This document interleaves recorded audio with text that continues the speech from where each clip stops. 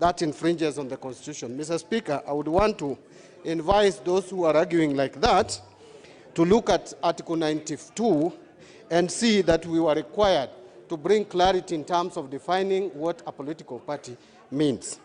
So that is number one, Mr. Speaker. Number two, those who are complaining about this bill, I don't know whether they have taken time to read it and understand the provisions of Clause 13, Mr. Speaker. Mr. Speaker, under Clause 13, you will realize that presently, if for whatever reason, registrar deregisters or suspends a political party, Mr. Speaker, the only people who are saved is a member of parliament and members of county assemblies. The president, if elected on that party that is being deregistered, or the deputy president are not protected.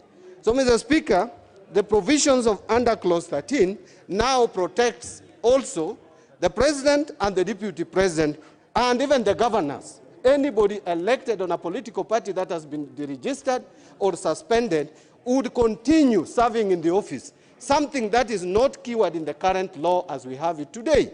Mr. Speaker, those of us who are making noise about these amendments should understand that there is no process of disciplining a party member as it is today.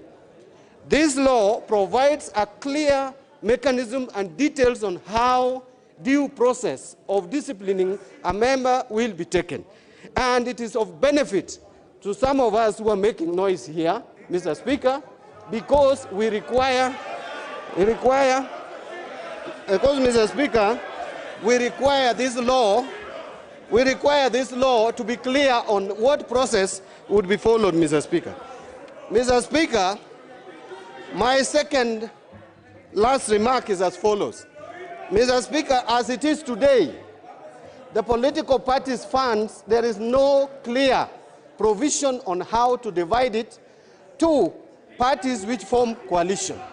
And Mr. Speaker, looking forward, Mr. Speaker, how I wish that those members of parliament, Mr. Speaker,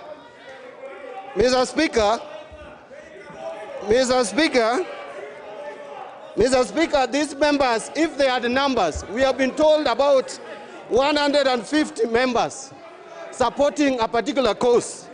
Mr. Speaker, you can see when we come to the floor of this House, the members are hardly 20, and that is why they are making noise, because they know they don't have the capacity, they don't have the numbers, they don't have even intellectual capacity to argue their case, and therefore they will continue making noise.